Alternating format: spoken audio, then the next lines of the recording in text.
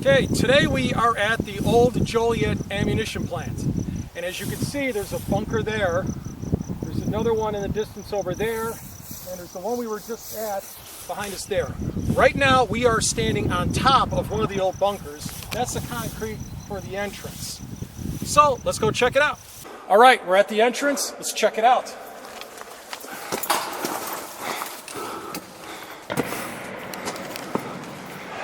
Does it have egg in here? Oh shit! As you can tell, there's a wonderful echo in the building. Hey, look, it's a dead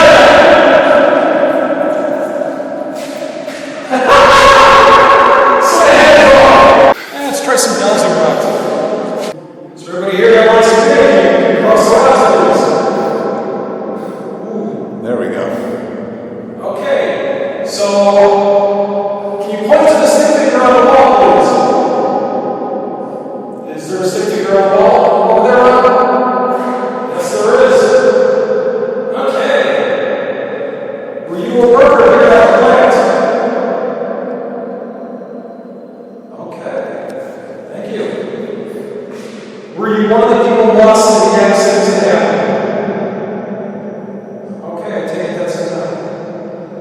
We're going to have to transcript this because the echoes are driving you out. Yeah. Was just regular ammunition store here? Okay. Did you move the ammunition?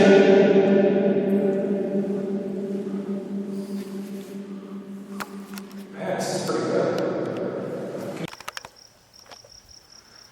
So Ron, explain to me what we're standing in front of.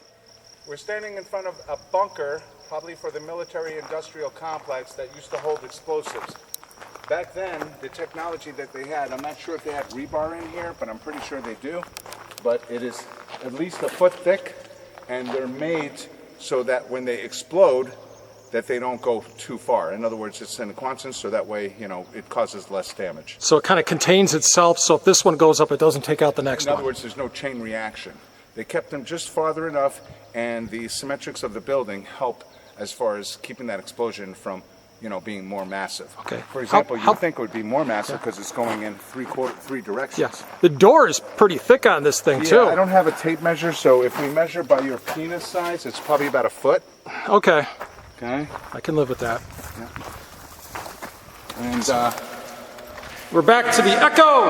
Now here, look at the technology. This is form block. Okay, so they had forms. They poured it in, and look how smooth it is. And how, I don't know what they utilized for concrete, you know, to make this concrete, but you can tell too, the design here, each one of these squares, instead of just having it go one way up, would actually be to help it keep from damaging others if it exploded. Another thing too, it provides more stability, and as it went up, kind of like a keystone, the pressure would go this way, would go downward. So it actually is a very structurally sound building. Okay. We got some, looks like old markings on the wall here. Wow. Oh, these are military designations. They usually had a stencil that was punched out, and they'd spray it. The numbers would represent, now, depending on supply or logistics, represent where it comes from, where it's going, and where it's stored. Okay. Can I get a your lady who? I'm sorry, what? Your lady who? Chuck could be Swedish, and he does love Ricola. Ricola! And in every bunker we've been to, we've noticed bird nests. Yeah, that one's, I could zoom in. I think it's empty at the moment. And it's working. Oh, you're right, there is. Now I see it. All right, there's Ron for scale. He's about 5'8". Okay.